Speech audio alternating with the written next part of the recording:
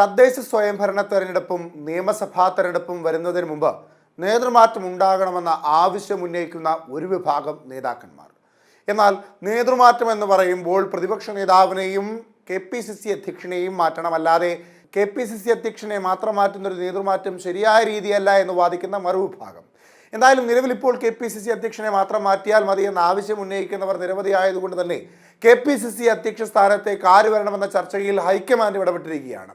സംസ്ഥാന കോൺഗ്രസിന്റെ നേതൃനിരയിലേക്ക് ആര് വരണമെന്ന ചർച്ച സജീവമാകുമ്പോൾ സാധ്യതയിലുള്ളത് ആരൊക്കെ എന്നത് പരിശോധിക്കേണ്ടത് അത്യാവശ്യമാണ്.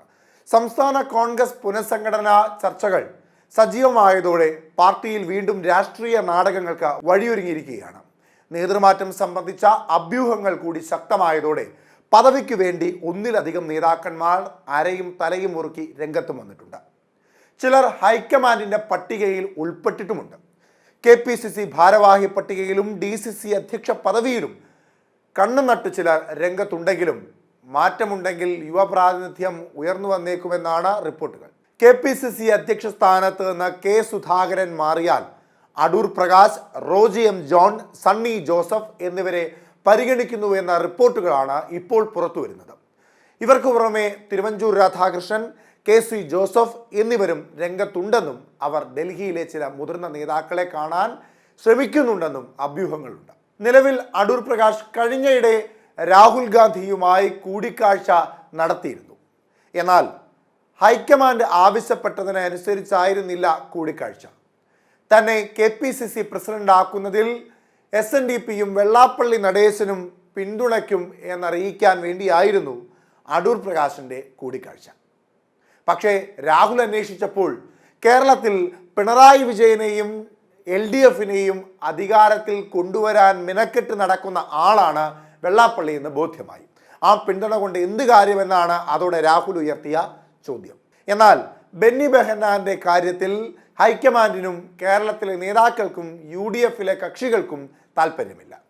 സാമുദായിക സമവാക്യമനുസരിച്ച് യാക്കോബായ വിഭാഗത്തിൽപ്പെടുന്ന അദ്ദേഹത്തിനെ അധ്യക്ഷനാക്കിയാൽ സംസ്ഥാനത്തെ ഏതാണ്ട് 20 മണ്ഡലങ്ങളിൽ സജീവ സാന്നിധ്യമുള്ള ഓർത്തഡോക്സ് വിഭാഗം പൂർണ്ണമായും കോൺഗ്രസിനെതിരാവുമെന്നാണ് വിലയിരുത്തൽ.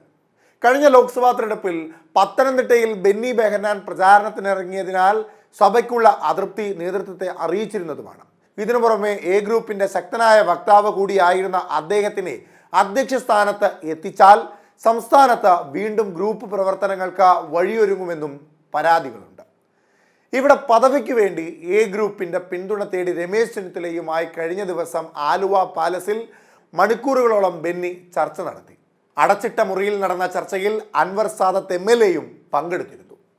മുഖ്യമന്ത്രി പദവിക്ക് താൻ അർഹനാണെന്ന വാദമുയർത്തുന്ന ചെന്നിത്തല KPCC അധ്യക്ഷനാകാൻ ബെന്നി ബെഹന്നാനെ സഹായിക്കാമെന്ന ഫോർമുലയും അടക്കം പറച്ചിലുകളുമുണ്ട്. എന്നാൽ ബെന്നി ബെഹന്നാനും അടൂർ പ്രകാശിനും പ്രധാന വെല്ലുവിളി മുന്നണി വിപുലീകരണ സാധ്യതകളിൽ ഉണ്ടായേക്കാവുന്ന തിരിച്ചടി സംബന്ധിച്ചാണ്. UDFൽ കേരള കോൺഗ്രസിന്റെ പ്രഖ്യാപിത ശത്രുക്കളാണ് രമേശ് ചെന്നിത്തലയും ബെന്നി ബെഹന്നാനും അടൂർ പ്രകാശും. അടൂർ പ്രകാശിന്റെ അടുത്ത ബന്ധുവാണ് KM മാണിക്കെതിരെ കോഴ ആരോപണം ഉന്നയിച്ച ബിജു രമേശ്. ഇവർ 3 പേരും കേരള കോൺഗ്രസിനെ ഇല്ലാതാക്കാൻ നടന്ന ഗൂഢാലോചനയുടെ ഭാഗമാണെന്നാണ് ഇന്നും കേരള കോൺഗ്രസ് M വിഭാഗം സംശയിക്കുന്നത്. ഈഴവ വിഭാഗത്തെ മുൻനിർത്തി കൊണ്ടുവരുന്ന അടൂർ പ്രകാശിന് പ്രസിഡന്റ് പദവി നൽകിയാൽ തുടർച്ചയായി 4ാം തവണയും ഈഴവ വിഭാഗത്തിന് പ്രസിഡന്റ് പദവി കൊടുക്കുന്നതിലുള്ള അനൗചിത്യവും ചൂണ്ടിക്കാട്ടപ്പെടുന്നുണ്ട്. നിലവിൽ കോൺഗ്രസിന്റെ എക്കാലത്തെയും വോട്ട് ബാങ്കായ സീറോ മലബാർ സഭയ്ക്ക് നിർണായക പ്രാതിനിധ്യം കൊടുക്കണമെന്നും പാർട്ടിയിലെ മറ്റ് ചില താക്കോൽ സ്ഥാനങ്ങളിലും ഭരണത്തിലേറിയാൽ ചില പ്രധാന വകുപ്പുകളും ഈഴവ വിഭാഗത്തിന് നൽകണമെന്നുമാണ് മറുവാദമുള്ളത്. ഈഴവരടക്കമുള്ള മുഴുവൻ പിന്നാക്ക വിഭാഗങ്ങളെയും പാർട്ടിയോട് അടുപ്പിക്കണമെന്നും അതിന് പ്രാതിനിധ്യ സ്വഭാവവും പ്രവർത്തക മികവും അത്യന്താപേക്ഷിതമാണെന്നും വിലയിരുത്തുന്നുണ്ട്. മുമ്പ് 32ാമത്തെ വയസ്സിൽ KPCC അധ്യക്ഷ പദവിയിൽ AK ആന്റണി എത്തിയിട്ട് പാർട്ടിയിൽ ഭൂകമ്പം ഉണ്ടായില്ലെന്ന് മാത്രമല്ല, മികച്ച മുന്നേറ്റം നടത്താനും കഴിഞ്ഞു. 37ാം വയസ്സിൽ കേരളത്തിന്റെ മുഖ്യമന്ത്രി പദവിയിൽ എത്തിപ്പെട്ട ആന്റണി ഇനിയെങ്കിലും യുവപ്രാതിനിധ്യത്തിനായി ശബ്ദമുയർത്തണമെന്നും പാർട്ടിയിൽ ആവശ്യമുയരുന്നുണ്ട്. 70 പിന്നിട്ടവർ പാർട്ടിക്ക് മുതൽക്കൂട്ടാണെന്നും അവരെ ഉപദേശക സമിതിയിൽ നിലനിർത്തി യുവാക്കൾക്ക് കൂടുതൽ അവസരങ്ങൾ പാർട്ടി നൽകണമെന്നുമാണ് ഭൂരിഭാഗ പ്രവർത്തകരുടെയും താഴെത്തട്ടിലെ നേതാക്കളുടെയും പ്രധാന ആവശ്യം.